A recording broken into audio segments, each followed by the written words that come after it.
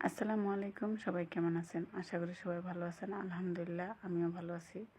তো যে কারণে আমার ভয়েস ভিডিওটা আমি অনেক দুঃখ নিয়ে এই ভিডিওটা করতে হইতেছে। কারণ আজকে আমার একটা এই মানে ফ্যামিলির মধ্যেই একটা বাঙালি আনছিল। তো ওই বাঙালির আজকে বাসা থেকে পালিয়ে চলে গেছে। ঠিক আছে, কিছু কিছু মেয়েদের না সুখে থাকলে ভূতে কিলায়, বুঝছেন? খালি দুইটা মানুষ, একটা বুড়া আর একটা বুড়ি, তাদেরকে খালি দেখাশোনা করবে এই জন্য আনছিল। মানে আমার মহাজনের বাবা আমার ছিল। ঠিক আছে, তো আজকে পালায় চলে গেছে।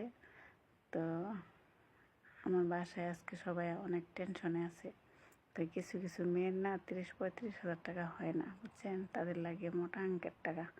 ওরা কী করে, ওই বিদেশে আয়া আকাম প্রোগ্রাম করে, তখন ধরা পড়ে, তখন বাংলাদেশে চলে যায়। বাংলাদেশে যায় বলে কিনা যে সৌদি খারাপ, অমুক খারাপ, তমুক খারাপ।